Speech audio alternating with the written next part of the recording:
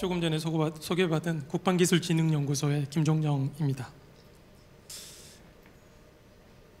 저희 연구소 잘 모르실 것 같아서 국방 쪽에는 크게 두 가지 정부 출연 연구소가 있거든요. 국방 잘 아시는 국방과학연구소가 있고, 그다음에 국방기술품질원이 있습니다. 그래서 이게 이제 가장 큰 대표적인 정부 출연 연구소인데, 21년도에 국방기술품질원에서 저희 국방기술진흥연구소가 이제 약간 지금 별도 이제 출연기관으로 이렇게 좀 떨어져 나왔는데요. 저희는 국방 쪽에 기술 기획하고 관리, 평가하는 그런 역할입니다. 그래서 저희 이제 양자 쪽도 저희가 로드맵, 물론 국가연과 같이 기획하고 과제 관리, 과제 기획도 하고 로드맵도 세우고 그런 역할을 하고 있습니다. 그래서 오늘 제가 말씀드릴 내용은 양자 분야에 대해서 저희가 이제 국방 쪽에서 어떻게 생각하고 있고, 국방과학기술혁신 촉진법이 21년도에 이제 제정이 됐는데요. 거기에 따라서 국방과학기술 기본계획을 국방부에서 이제 수립을 했습니다. 거기에서 국방전략기술이라는 것을 10대 분야, 30개 분야를 이제 이렇게 선정을 했는데요. 거기에 이제 양자 분야가 포함을 시켰습니다. 그래서 거기에 대한 설립하게 된, 그러니까 양자 분야 선정이 된 배경이나 이런 것들을 좀 간단히 설명드리겠습니다. 아시는 것처럼 우리나라를 포함해서 세계 선진국들은 양자 분야에 되게 집중적으로 투자를 많이 하고 있죠. 특히 민간뿐만이 아니고 국방 쪽도 많이 하고 있습니다. 우리나라 같은 경우 국방은 조금 늦은 감이 있지만 그래도 잘 지금 따라가고 있고요.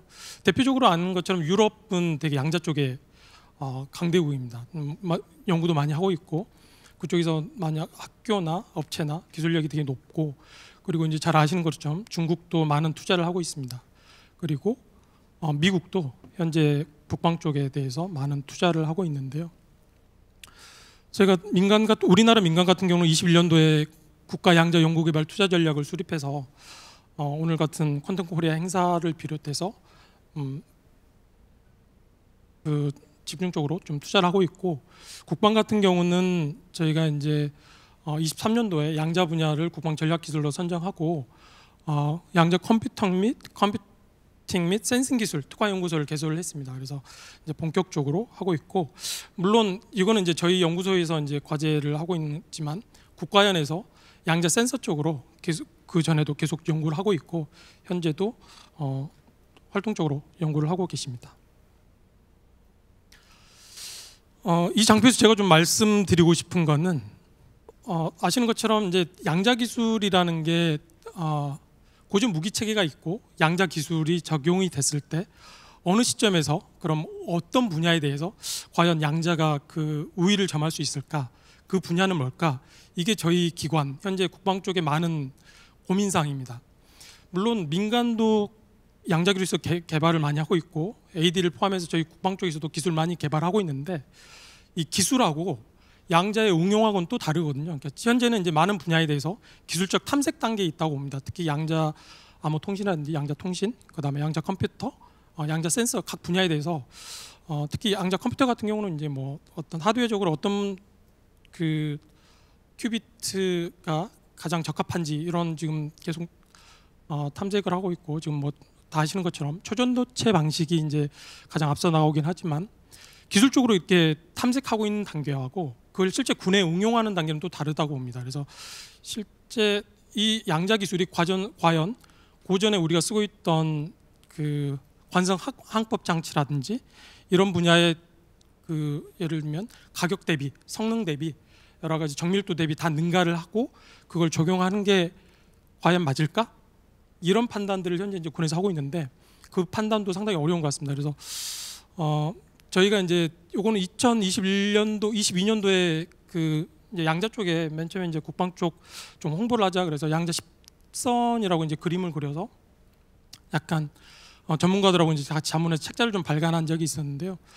다 아시는 것처럼 양자 통신하고 컴퓨터, 센서 이렇게 세 가지로 저희가 정해서 이제 국방에 우선적으로 적용해 볼 수 있는 분야다라고 이렇게 저희가 각군에 이제 소개를 드렸고, 우리가 흔히 얘기하는 킬체인 잘 아실 겁니다. 그래서 킬체인 같은 경우는 가장 군 쪽에서 먼저 탐지하고 그다음에 판단, 그다음에 상황 인식, 지휘 결심하고 최종적으로는 타격하는, 이게 이제 간단한 형태의 킬체인인데, 잘 아시는 것처럼 원자폭탄이 맨 처음에 이제 타격 분야에서 쓰였죠. 2차 세계 대전 때 미국에서 이제 독일이 먼저 개발을 우려를 해서 미국에서 맨하탄 프로젝트로 이제 개발해서 양자 또는 원자 수준에서 맨 처음에 국방 쪽에 이제 가장 대표적인 무기 체계가 원자 폭탄인데요. 그 뒤에는 이제 조금 이렇게 잠잠해졌죠. 그 이유가 제가 보기에는 ICT, 이제 그거는 물리적 타격 수단이었고, 정보통신 분야에 적용하려면 정밀 계측이라든지 여러 가지 ICT 기술이 발전을 해야 되는데, 그동안 좀 많이 좀 부진했었고, 최근에 4차 산업혁명과 이제 더불어서 ICT 기술이 발전함에 따라서 양자 분야도 이제 아까 말씀드린 킬체인에서 탐지 분야, 그 다음에 상황 판단, 그 다음에 판단 분야, 그 다음에 지휘 결심, 이쪽 지휘 결심은 이제 나중에 양자 컴퓨터가 되겠지만 그런 분야에도 활용될 수 있을 거라고 이제 이렇게 판단을 하고 있습니다. 그리고 이제 이런 분야들이 파급력이 높을 걸로 예상되기 때문에 우리나라를 포함해서 이제 세계 각국에서 그런 분야에 투자를 하고 있고, 아마 통신하고 이제 뒤에 세부적인 것들은 뒤에 발표해 주시는 교수님들께서 조금 세부적으로 설명을 하기 때문에 저는 여기서 좀 넘어가겠습니다. 이거는 미국 사례인데요. 그러니까 미국이 최근 들어서 좀 이제 상황을 정확하게 보고 또 이렇게 대외 공개를 좀 하더라고요. 그 전에는 좀 많이 공개를 안 했었는데, 여기 보시면은 맨 타원의 크기는 불확실성입니다. 그러니까 크기가 클수록 불확실성이 높다라는 거죠. 그래서 이제 원 크기가 작을수록 요거는 기술 개발이 어느 정도 되고 있다. 그다음에 미국에서 이제 불확실성이 좀 작다, 그렇게 이제 보면 되고, 여기 그림 보시면 저건 구성품 단위입니다. 그러니까 양자에서 이제 접근하실 때 무기 체계는 크게 이제 두 가지로 접근하거든요. 그러니까 플랫폼으로 접근할 거냐, 구성품으로 접근할 거냐. 그래서 구성품으로 들어갈 때는 기존 체계에 꼭 어떤 기존 체계에서 뭐 예를 들면 탐색 개발이나 체계 개발할 때 이 구성품이 적합한지 또는 운영 개념과 적합한지, 여기에 대한 많은 고민이 좀 필요합니다. 그래서 구성품 레벨이 있고 단위 시스템 레벨이 있습니다. 그래서 단위 시스템 레벨이라 하면 양자 센서 또는 양자 그 기술을 적용한 무기 체계가 단위 플랫폼 자체로 운용한다라는 겁니다. 그래서 대표적인 게 양자 레이더라는 개념하고, 그다음에 이제 우리가 잘 아는 NISQ, 뭐 양자 컴퓨터, 그리고 이제 QKD는 여기서 이제 미국 같은 경우는 뭐 단일 플랫폼이라고 적었는데요. 저거는 어떻게 보면 약간 구성품이거든요. 그래서 오른쪽 이쪽 X축에 보시면 밀리터리 레드니스라고 오른쪽으로 갈수록 기술 성숙도가 높은 거거든요. 그래서 높고, Y축 같은 경우는 위로 갈수록 군사적 파급력이 높은 겁니다. 그래서 보시면 제가 1번이라고 체크해놨는데, 저 1사분면이 미국에서는 가장 군사적으로 좀 효용성이 높고 미국에서 중점적으로 투자하고 있는 분야가 되고요. 그 다음에 2번은 이제 왼쪽 면에 보신 박스가 저거 이제 2번 같은 경우는 두 번째로 이제 좀 높게 판단하는 것 같습니다. 지금 맨 위쪽에 보시면은 퀀텀 레이더하고 이제 퀀텀 인터넷 같은 경우 워낙 개념적으로 제시된 개념이어서 미국은 저렇게 표현한 것 같고, 양자 레이더도 미국은 조금 부정적으로 좀 약간 보고 있는 것 같습니다. 그리고 QKD 같은 경우는 유럽은 이제 QKD의 종주국으로서 많은 군사적인 적용을 하려고 노력하고 있고, 하지만 미국에서는 이제 QKD 같은 경우는 조금 아직은 DoD의 리퀘어먼트 또는 요구 능력을 다 충족하지는 못하는 것 같다라고 조금 지금은 중립자적인 입장에 있습니다. 그래서 다른 나라들이 어떻게 하는지는 좀 팔로우하자라고 하고 있는데, QKD를 미국 DoD 측면에서 주관적으로 이렇게 끌어가고 있지는 않습니다. 우리나라도 사실은 약간 지금 우리나라는 좀 다른데요. 그러니까 QKD랑 아까 얘기한 양자 센서 이쪽에 조금 포커싱을 맞춰서 좀 하고 있습니다. 말씀드린 대로 전략기술은 저희가 21년도에 이제 촉진법이 생겼고, 거기에 따라서 국방과학기술 혁신 기본계획을 국방부가 수립합니다. 그래서 저희 연구소에서 국방부를 지원을 해서 10대 분야 30개 전략기술을 수립했습니다. 국가 안보 유지하고 그다음에 미래 전장 선도, 국가 과학기술 융합 관점에서 전략적으로 투자 또는 육성이 필요한 10대 30개 분야를 선정했는데요. 쭉 다 뭐 보시면은 아실 것 같고, 양자는 양자 암호 통신과 센서 이 두 가지로 선정을 했습니다. 양자 암호 통신 같은 경우는 이제 주로 이제 QKD가 될 거고요. 그다음에 센서 같은 경우는 관성이나 전자기, 광학 이렇게 이제 좀 구분을 했고, 양자 컴퓨터 같은 경우는 하드웨어하고 소프트웨어 이렇게 돼 있습니다. 저희가 이제 그 전략 기술을 세웠으니까 전략 기술에 대한 수준이 어느 정도인지를 작년 5월달에 제가 조사를 했거든요. 그래서 각 분야 전문가들을 다 모아서 델파이 수준으로 이렇게 조사를 했습니다. 물론 민간이 좀 더 우수하게 나왔습니다. 그래서 민간이 약 73%, 여기서 이제 100%는 예를 들면 최고 선진국 수준입니다. 최고 선진국 대비 73%의 이제 수준 정도라고 판단을 했고, 국방은 한 65% 정도라고 판단을 했습니다.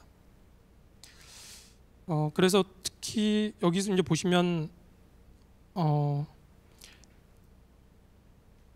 양자 암호 통신 같은 경우는 저희가 이제 민간 기술력이 높기 때문에 국방에서 자체 투자하는 것보다는 민간에 이제 성숙된 기술을 국방에 좀 적용하는 걸로 그렇게 많이 좀 검토를 하고 있습니다. 저희가 중장기 발전 방안입니다.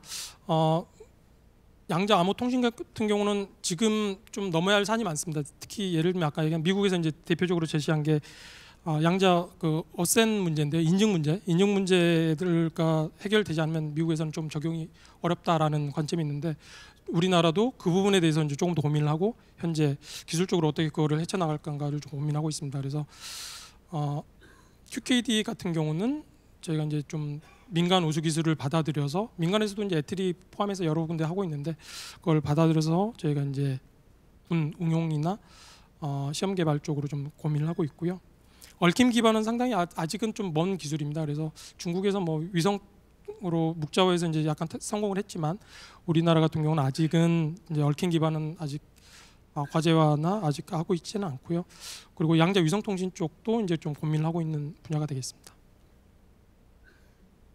그다음에 이제 그 양자 센서 같은 경우는 저희가 이제 광학 센서라든지 전자기장, 관성, 그다음에 양자 시간, 양자 시계 이런 분야에 좀 투자를 할 계획이고, 특히 여기서는 이제 양자 안테나가 좀 빠졌는데요. 나중에 이제 업데이트를 할 때 양자 안테나, 양자 수신기 쪽에 대한 센서에서 그거를 조금 더 고민을 하고 있습니다. 그래서 그 부분도 현재 국방에서 좀 유망하게 보는 분야여서 양자 안테나도 나중에 업데이트할 때 좀 고민할 예정입니다. 이상으로 뭐 주어진 시간 안에 제가 이제 드릴 말씀 마쳤고요. 다음 패널 때 부족한 거 있으면 패널 때 좀 질의를 받겠습니다. 감사합니다.